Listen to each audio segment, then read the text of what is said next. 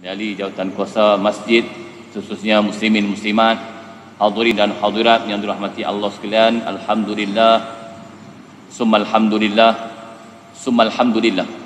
Kita panjatkan kesyukuran pada Allah Subhanahu wa taala atas kesempatan, keizinan yang diberikan pada hari ini, hari Jumaat Sayyidul Ayyam, penghulu segala hari, untuk kita datang lebih awal ke masjid untuk kita bertasbih, bertahmid, bertakbir, bertahlil, beristighfar dan berselawat pada baginda Nabi sallallahu alaihi wasallam. Alhamdulillah atas beberapa nikmat yang Allah Taala berikan kepada kita, nikmatul iman wa nikmatul Islam, nikmatul sihah wa nikmatul farah. Ini antara nikmat-nikmat yang besar yang Allah Taala berikan kepada kita, dan kita perlu bersyukur pada Allah Subhanahu wa taala atas nikmat ini, iaitu dengan memperbanyakkan amalan kita, mentaqarrubkan diri pada Allah Subhanahu wa taala. Khususnya kita meletakkan diri kita sebagai orang yang sentiasa menuntut ilmu, orang yang sentiasa mencari ilmu.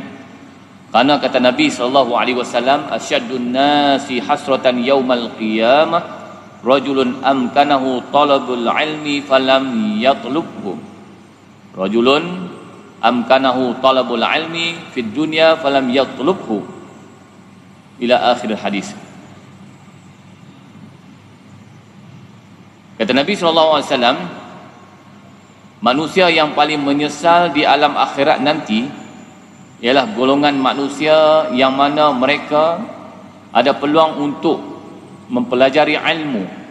Di mana saja mereka berada, mereka berpeluang untuk belajar ilmu, falam yatlubhu, tetapi mereka tidak menuntut ilmu, maka mereka di alam akhirat adalah orang yang paling menyesal. Jadi moga-moga kita tidak termasuk daripada golongan yang mensia-siakan umur kita tanpa menuntut ilmu. Di kulli syai'in tariq wa tariqul jannah al-ilmu. Setiap sesuatu itu ada jalannya, maka jalan untuk ke syurga itu ialah dengan mendapatkan ilmu. Muslimin muslimat, hadirin hadirat, sidang pendengar, sidang penonton yang dirahmati Allah sekalian.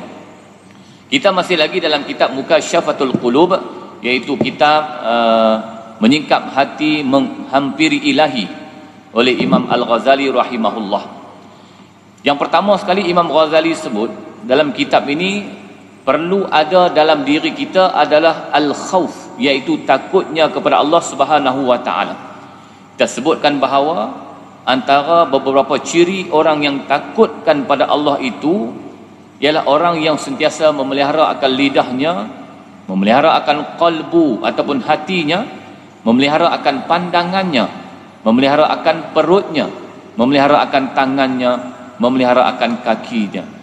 Dan yang ketujuhnya, tanda seseorang itu khauf, takutnya pada Allah Subhanahu wa taala, ialah ia menjadikan ketaatannya semata-mata untuk mencari keredaan Allah Subhanahu wa taala, serta takut akan riak dan kemunafikan. Apabila melakukan perkara itu, ia termasuk orang yang disebutkan Allah dalam firman-Nya, wal akhiratu 'inda rabbika lil muttaqin. Dan sebaiknya kesenangan hari akhirat itu di sisi hukum Allah itu adalah khusus bagi orang-orang yang bertakwa. Innal muttaqina fi jannatin wa uyun. Sesungguhnya orang-orang yang bertakwa adalah ditempatkan dalam beberapa taman syurga dengan mata air yang terpancar padanya. Innal muttaqina fi jannatin wa na'im. Sesungguhnya orang yang bertakwa ditempatkan dalam taman-taman syurga dan nikmat kesenangan yang tidak ada taranya. Innal muttaqina fi maqamin amin. Sesungguhnya orang yang bertakwa akan ditempatkan di tempat tinggal yang amat sentosa, amat bahagia dan aman sentosa. Jadi apa yang kita sebut, apa yang dapat pada hari ini, iaitu Imam Al-Ghazali rahimahullah bila menyebutkan tentang takutnya kita pada Allah, khasyah, al-khauf, al-khasyah. Ada sikit perbezaan, iaitu dari segi ulama menjelaskan tentang maksud al-khasyah dan al-khauf. Tetapi atas makna yang kita boleh faham, khauf dan al-khasyah itu bermaksud takut. Jadi dalam banyak ayat Allah Subhanahu wa taala cerita, dan khususnya kalau kita sebut dalam satu ayat Allah Taala, innama yakhsyallaha min ibadihil ulama. Orang yang betul-betul takutnya pada Allah Subhanahu wa taala itu ialah golongan-golongan orang yang berilmu. Lagi banyak ilmu yang kita dapat, lagi takutnya kita pada Allah, maknanya ilmu itu ada keberkatan. Lagi banyak ilmu yang kita dapat, kita makin hampir kepada Allah, ada keberkatan dalam ilmu yang diperolehi. Tetapi kalau berlaku sebaliknya, semakin kita berilmu, semakin kita jauh daripada Allah. Semakin kita berilmu, kita tak dapat sampai ke masjid. Semakin kita berilmu, kita hilang ketaatan pada Allah Subhanahu wa taala, maknanya ilmu itu tidak ada keberkatan, ilmu itu tidak ada manfaat bagi diri dia. Orang yang benar-benar takut pada Allah itu adalah orang yang disebutkan sebagai ulama. Orang-orang yang disebutkan sebagai ulama, iaitu orang alim, orang yang mengetahui tentang ilmu. Orang yang alim, orang yang berilmu, bukan sekadar diperlukan di atas dunia. Bahkan orang yang berilmu, orang yang alim juga diperlukan di alam akhirat, termasuk di dalam syurga. Sebab tu bila Nabi sebutkan, inna ahlal jannati la yahtajuna ilal ulama kama yahtajuna ilaihim fid dunya. Di alam akhirat nanti, dalam syurga, manusia yang masuk dalam syurga macam kita, dia minta pada Allah, kita tergolong daripada golongan yang dimasukkan dalam syurga. Man qala la ilaha illallah dakhala al jannah. Siapa yang mengucapkan dengan kalimah la ilaha illallah, dia akan masuk syurga. Dan insya-Allah kita sebagai orang Islam, pengakhiran kita adalah syurga.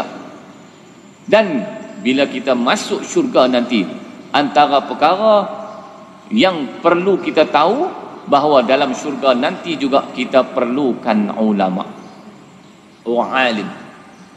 Dalam penuh kenikmatan dalam syurga, dalam kita membuat pilihan kehidupan dalam syurga, kita antara dua perkara yang kita nak pilih, walaupun dua-duanya itu baik, kita masih perlukan ulama, orang yang alim.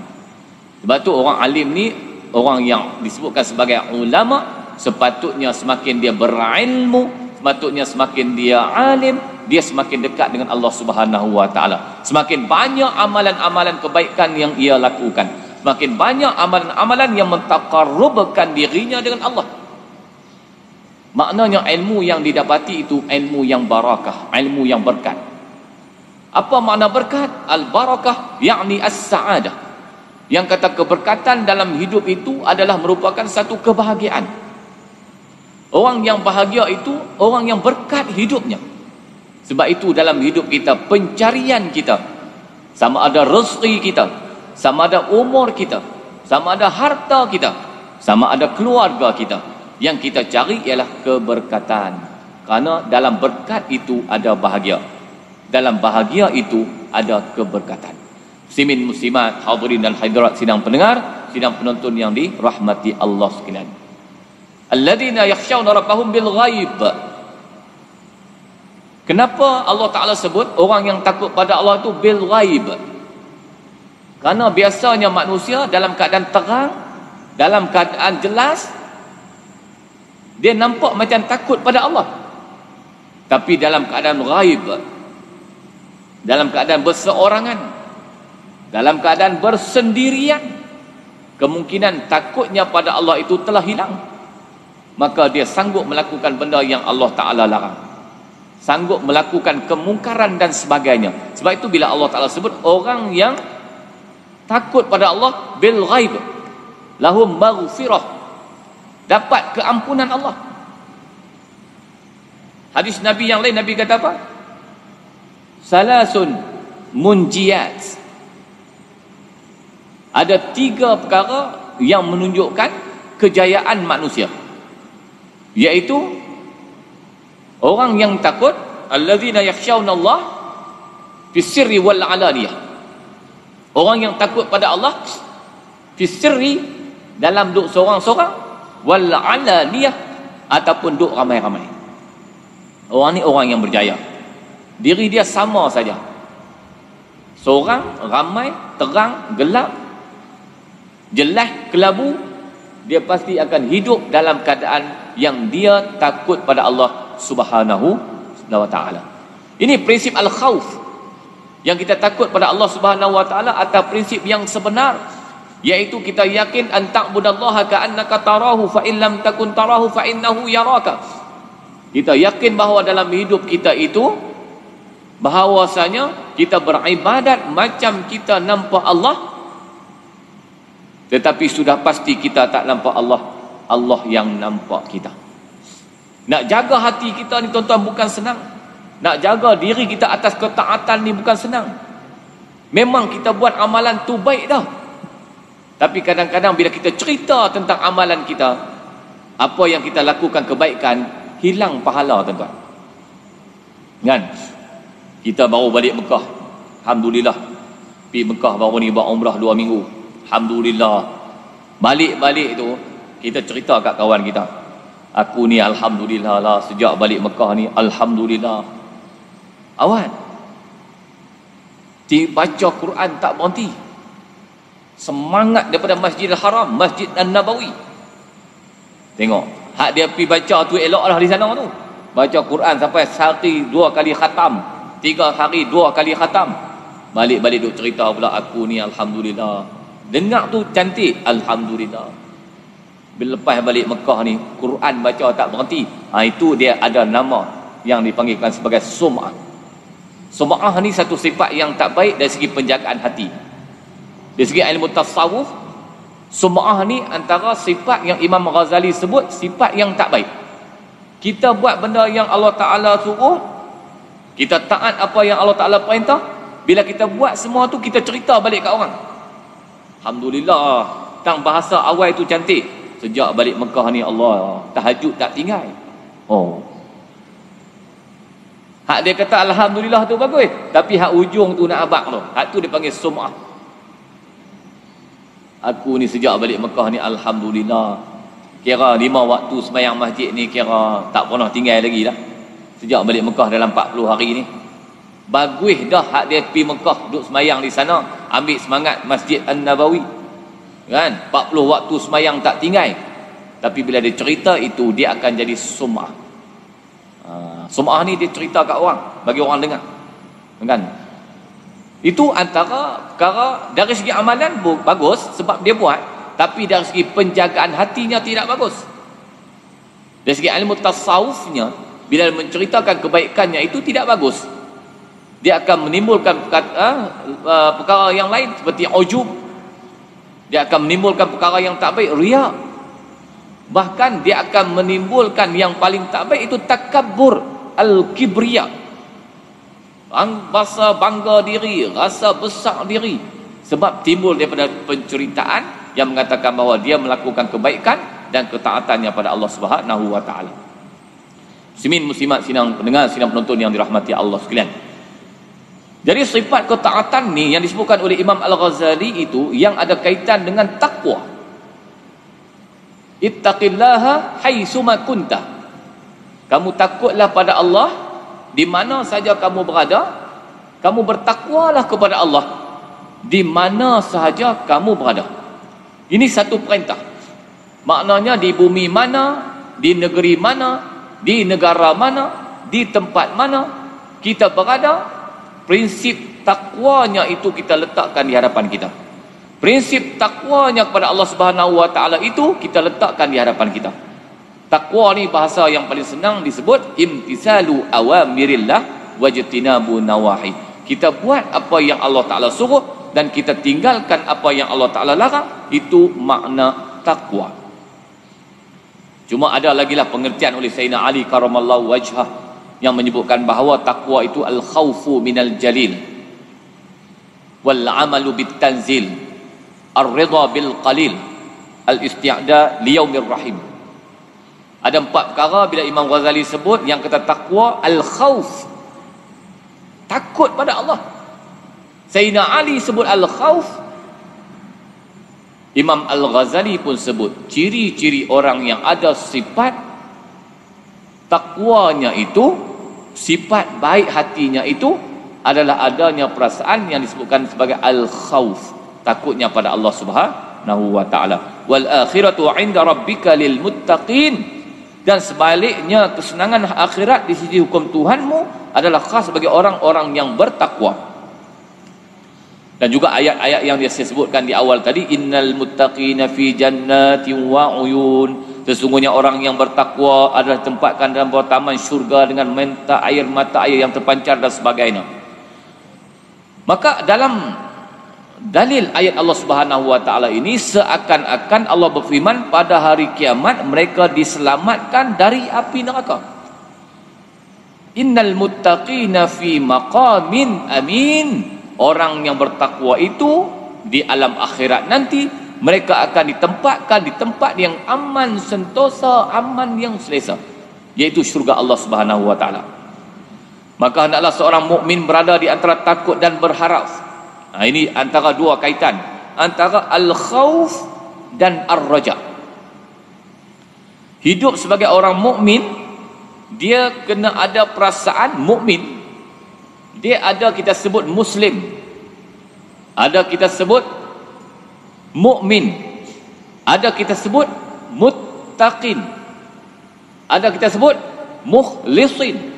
Dia ada banyak perkataan tersebut yang menunjukkan kita dekat dengan Allah.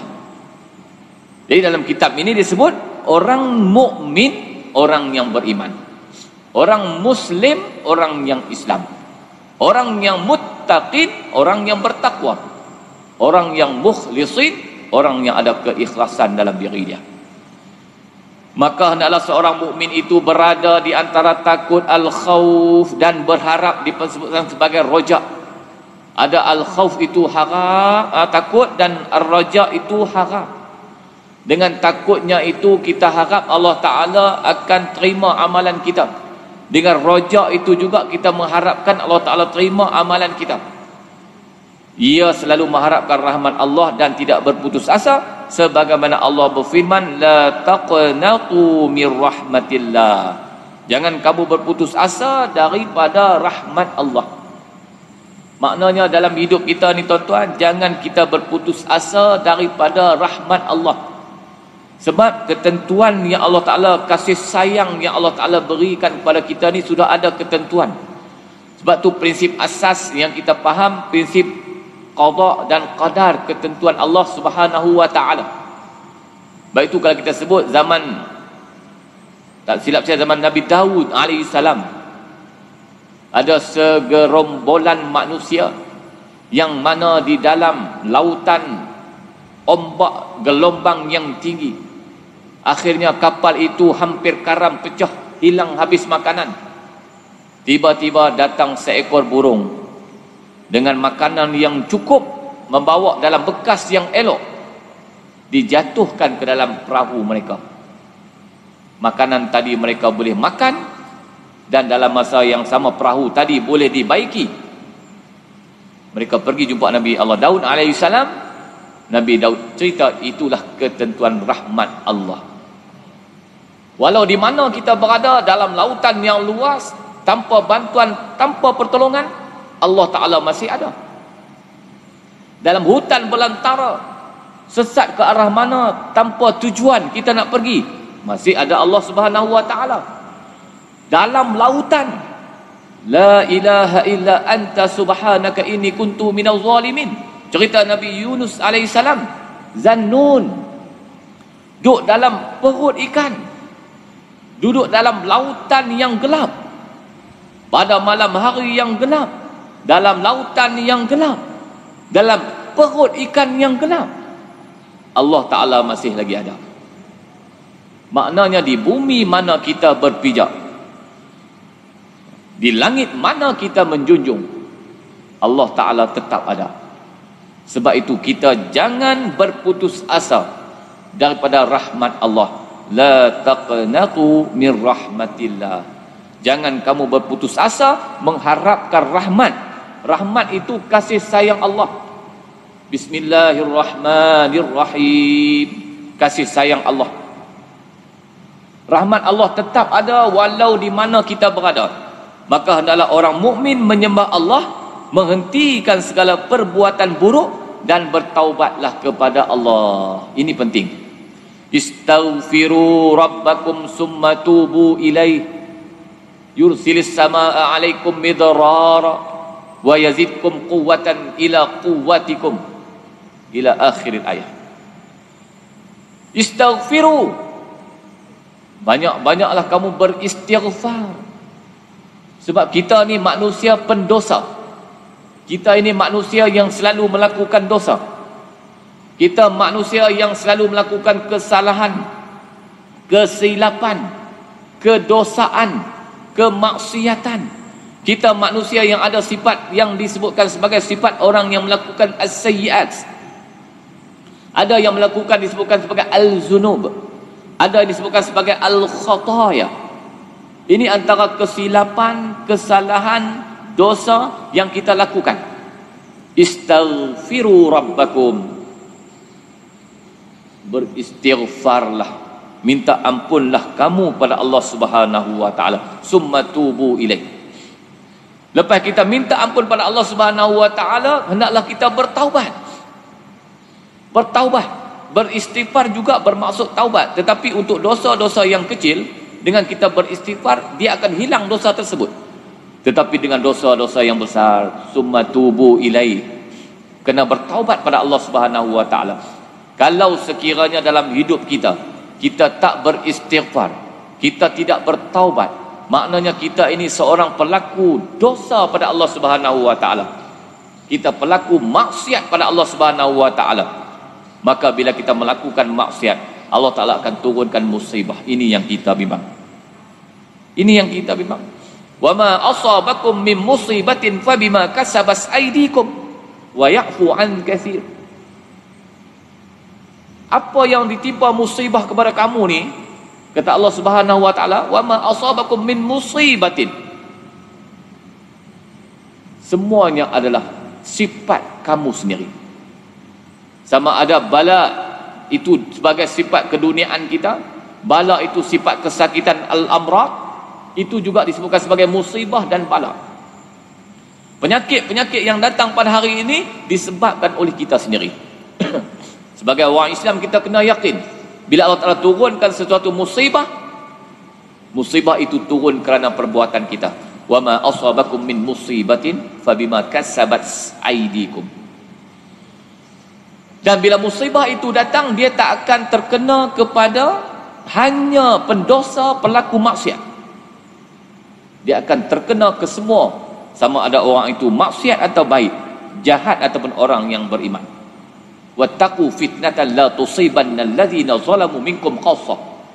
Kamu kena bimbang, kata Allah. Kamu kena bimbang. Bila diturunnya sesuatu musibah itu, dia bukan sekadar akan ditimpakan kepada golongan pendosa maksiat, tetapi dia juga akan terkena semua manusia. Sebab itu di sini disebut kita hendaklah menghentikan segala perbuatan buruk maksiat kita. Kena berhenti, tuan-tuan. Kalau kita jenis suka tikam ekor, minta maaf, berhentilah.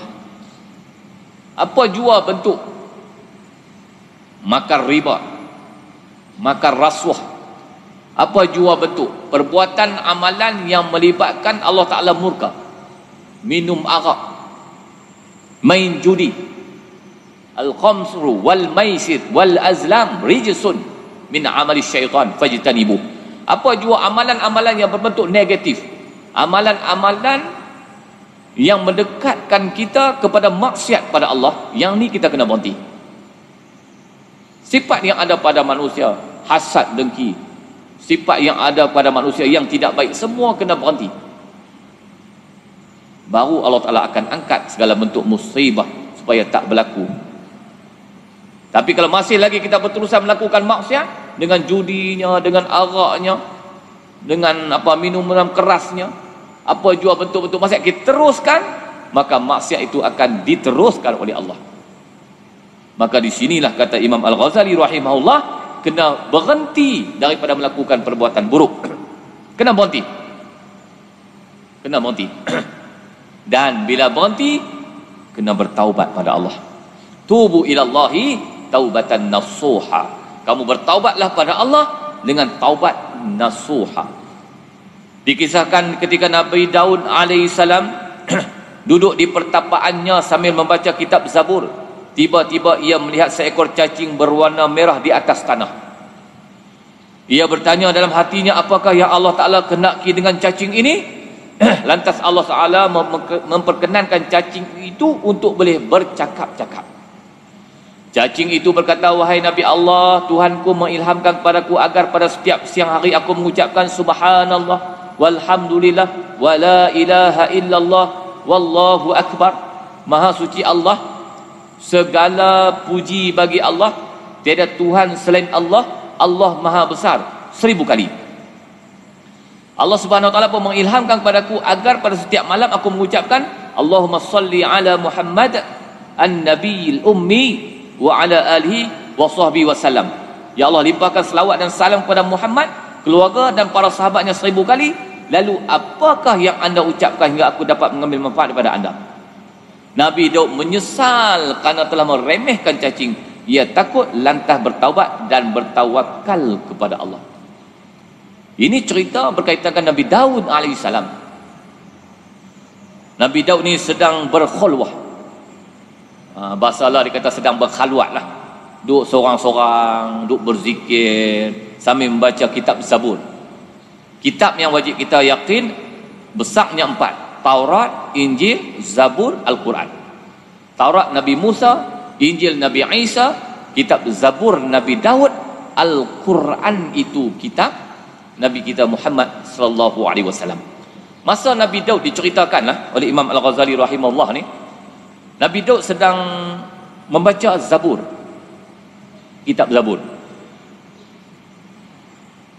Tiba-tiba dia nampak seekor cacing. Orang Kedah sebut sekor. Seekor cacing. Orang Kedah kata apa? Sekor cacing. Orang Kedah ni dia buang G. Cacing tu cacing. Orang Kedah tu bahasa dia lagu tu. Seekor cacing. Nabi Daud nampak seekor cacing berwarna merah duduk atas tanah. Maka dalam hati Nabi Daud terdetik, ni Allah Ta'ala buat cacing ni buat apa? Apakah yang Allah Ta'ala kenaki dengan cacing ini? Seolah-olah Nabi Daud bertanya dalam diri dia. Sebab cacing ni tuan-tuan, kalau ikut dari segi apa yang saya faham, cacing ni satu jenis binatang yang tidak mempunyai mata. Dia keluar-keluar tu dia terus dalam keadaan mencari-cari tempat berlindung dan sebagainya. Dia umpama ulat yang tidak mempunyai mata. Jadi bila terdetik dalam diri dia, apakah tujuan Allah Ta'ala ciptakan cacing ini? Maka cacing itu pun menjawab dengan memuji Allah Subhanahu wa Ta'ala. InsyaAllah kita sambung pada minggu-minggu yang berikutnya cerita Nabi Daud dengan cerita cacing. Kita berhenti sini dulu kerana dah masuk waktu Jumaat kita pada hari ini. InsyaAllah kita akan berjumpa lagi di masa dan ketika. Moga ada manfaatnya. Sekian, wabillahi taufiq wal hidayah. Assalamualaikum warahmatullahi wabarakatuh.